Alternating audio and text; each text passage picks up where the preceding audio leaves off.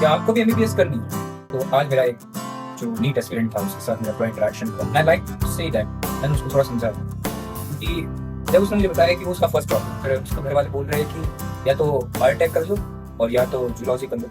I don't mean to say that कि वो degree अच्छी नहीं है, they have different scope, but फिर मुझे याद आया कि मैं भी कभी उसकी जगह पर था और मेरा भी कहीं पर वो एक ड्रॉप था, फर्स्ट ड्रॉप। वहाँ पर मुझे लगभग लोग ताने भी थे और उसके भी बाद बहुत ही सहमा सहमा था।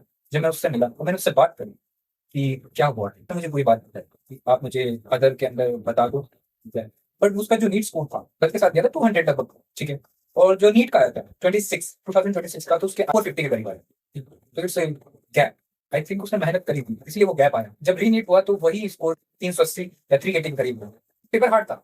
अब उसके घर वाले बोल रहे थे कि अदर ऑप्शन चूज करो। मैंने बोला कि जो 2 ड्रॉप होती है वो सेफ होती है। क्यों? क्योंकि 2 ड्रॉप नहीं किए, ठीक है।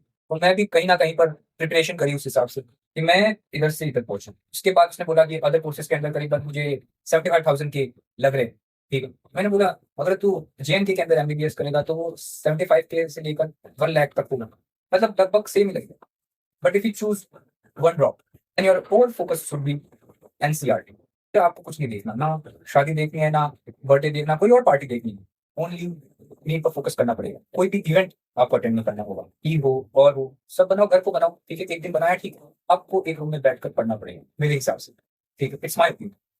और कहीं ना कहीं मैंने उसको सलाह दी, मैंने उसको बैठ के समझाया, बड़ा सहमा हुआ था कि ये आपको कॉन्फिडेंस बूस्ट होगा और होगा। और फील्ड ऐसी है कि अगर आप अपने ड्रीम को अचीव करना चाहते हो तो कर सकते हो, बट अगर आप नेक्स्ट ड्रॉप में जो कि सेकंड ड्रॉप होगा उसमें आपका फुल कंसंट्रेशन होना चाहिए। बट आई थिंक कि पेरेंट्स को अपने बच्चों को सपोर्ट करना चाहिए और उनका जो भी डर है उनसे बात करें।